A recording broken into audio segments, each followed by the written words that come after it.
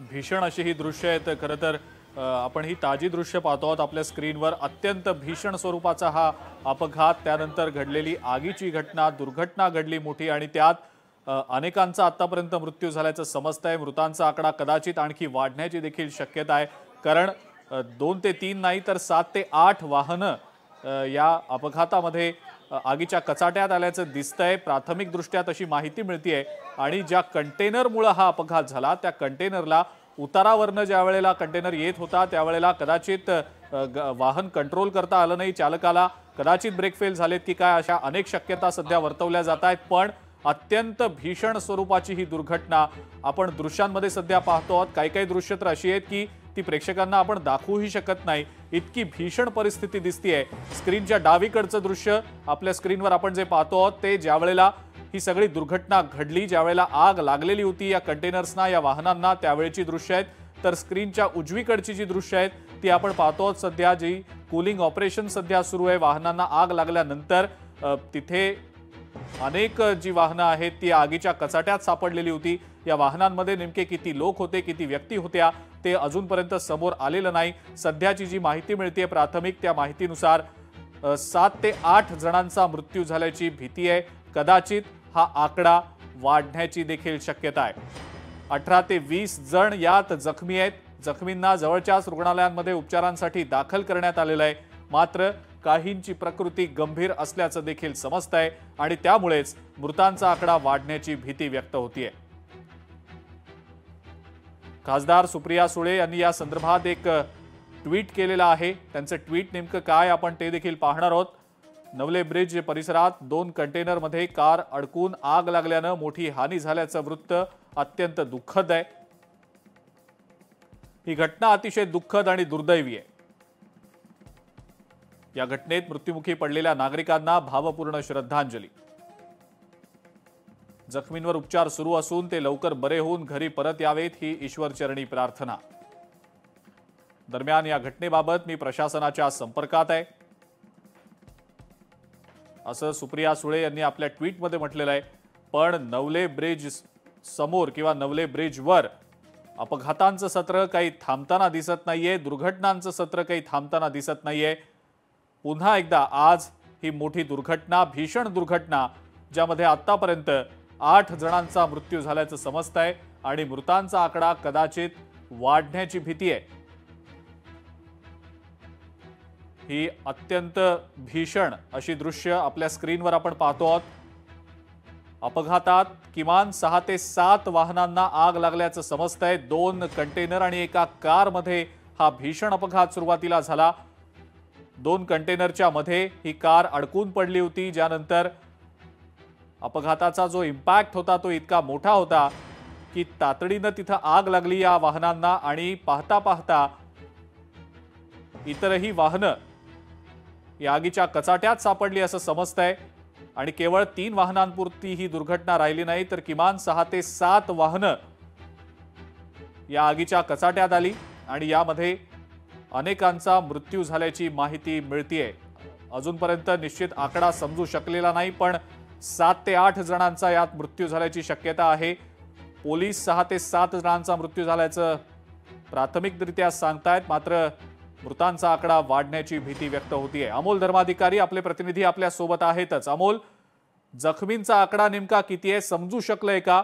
आणि मगाशी पोलीस अधिकारी होते आपल्या सोबत, त्यांच्या मते कदाचित कंटेनरचा ब्रेक फेल झाला असावा किंवा वाहन कंट्रोल करता आलं नसावं वाहन चालकाला, असं प्राथमिकदृष्ट्या समजतंय। मात्र याची कारणं समोर येतीलच, पण नवले ब्रिजवर अपघात होण्याची किंवा दुर्घटना होण्याची ही काही पहिली घटना नाही। याआधी अनेक घटना घडल्या आणि त्यानंतर सातत्यानं असं म्हटलं गेलं की यापुढे भविष्यात या अशा घटना होऊ नयेत, यासाठी निश्चितपणे काहीतरी केलं जाईल, पण ते काहीतरी अजूनही केलं गेलेलं दिसत नाहीये। अमोल, नक्कीच त्यामुळे अशा पद्धतीचे अपघात घडतात। पुन्हा एकदा दृश्य आपण एकदा बघूया। जो पुढचा कंटेनर होता, ज्या कंटेनरला आग लागलेली होती, त्या कंटेनरला आता बाजूला काढलेला आहे पोलिसांनी आणि अग्निशामक दलाने। तो कंटेनर आता पुढे नेलेला आहे। मात्र जो मागचा कंटेनर आहे, ज्या कंटेनर मध्ये आपण पाहतोय की केबिन मध्ये आपल्याला 3 ते 4 जण उपस्थित असलेले ही दृश्य पाहतोय, जे संपूर्णपणे जळून गेलेले आहेत असे काही व्यक्ती आहेत ते दिसतात, लहान बाळ सुद्धा यामध्ये दिसतंय, म्हणजे एक महिला सुद्धा या कंटेनरच्या केबिन मध्ये असावी असा अंदाज आहे। सध्या जो पुढचा कंटेनर होता ज्याला मागून या कंटेनरने धडक दिलेली होती तो कंटेनर पुढे नेलेला आहे, पण आता जी कार आहे ज्या कारमध्ये 4 ते 5 जण नागरिक होते त्यांचाही मृत्यू झालेला आहे, ती कार आणि हा जो कंटेनर समोर आपण पाहतोय त्या कंटेनर मध्ये जे नागरिक आहेत ते ज्यांचा मृत्यू झालेला आहे त्यांना सुद्धा आता बाहेर काढण्याचं काम आहे ते केलं जात आहे। पुन्हा एकदा एक कंटेनर 2 कंटेनर या ठिकाणी आलेले आहेत आणि त्या कंटेनर मधून जो ट्रक आहे त्या ट्रक मध्ये जे अडकलेले आहेत जे नागरिकांच्या मृतदेह आपल्याला दिसत आहेत त्यांना काढण्याचं काम आहे ते केलं जाते। अजूनही या ठिकाणी अग्निशामक दल आहेत, फॉरेन एक्सपर्टची टीम आलेली आहे, म्हणजे फॉरेन्सिक एक्सपर्ट टीम सुद्धा आपण पाहतोय की जे मृतदेह आहेत त्यांचे सॅम्पल्स आता या ठिकाणी घेतले जातील, कारण की यांची ओळख पटवणं सुद्धा आता मुश्किल झालेलं आहे। अजिंक्य, या आगीमध्ये हे सर्वजण जे नागरिक जे ह्याच्या भक्षस्थानी पडलेले आहेत ते संपूर्णपणे जळून गेलेले आहेत आणि त्यामुळे त्यांचे चेहरे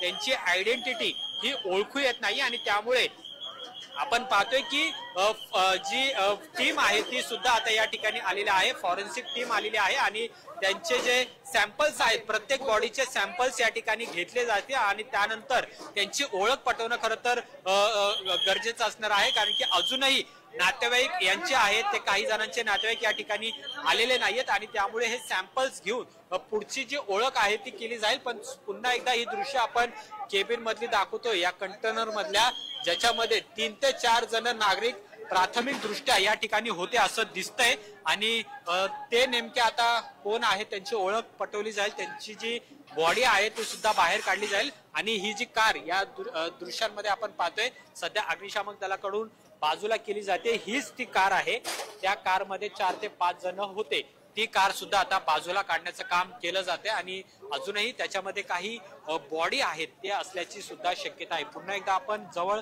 जाण्याचा प्रयत्न करणार आहोत की नेमकं त्या कार मध्ये अजून कुणी आहे का हे सुद्धा बघूया।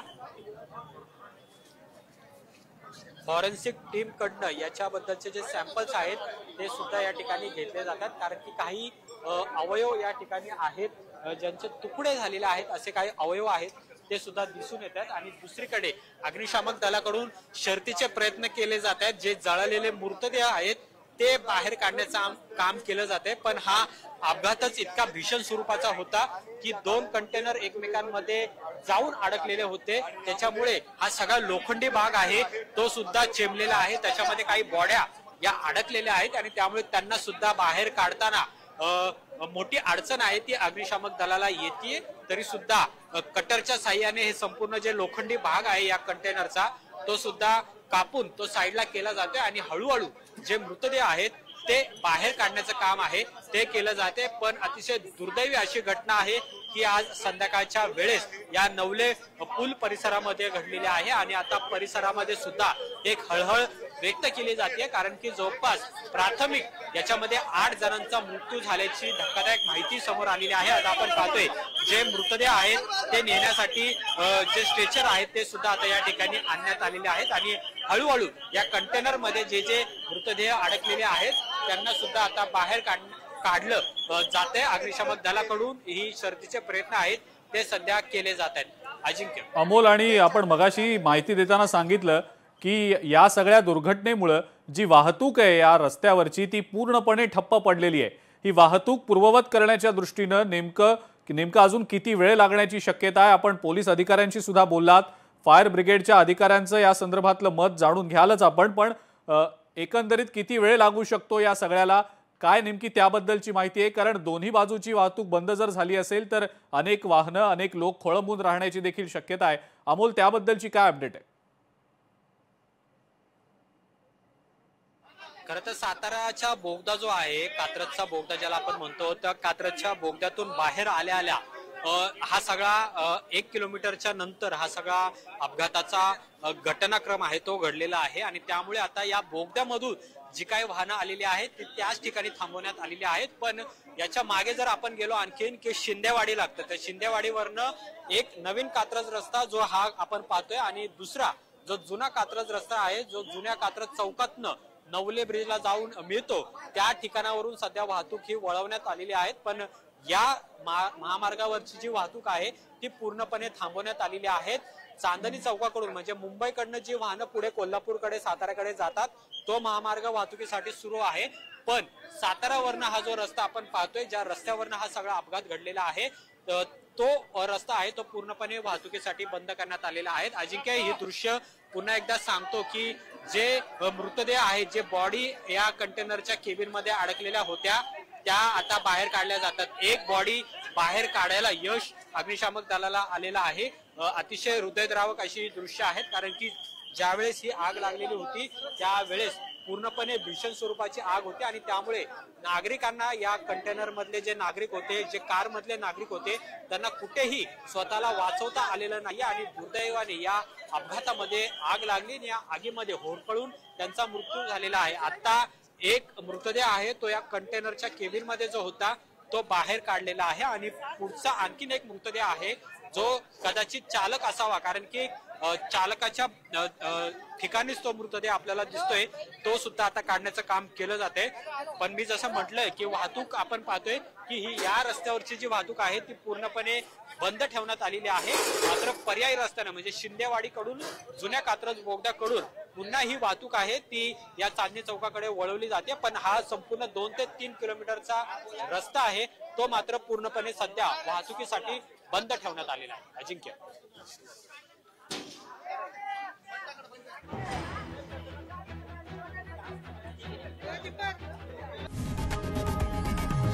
लोकशाही मराठी ऐका, पहा, जागरूक रहा।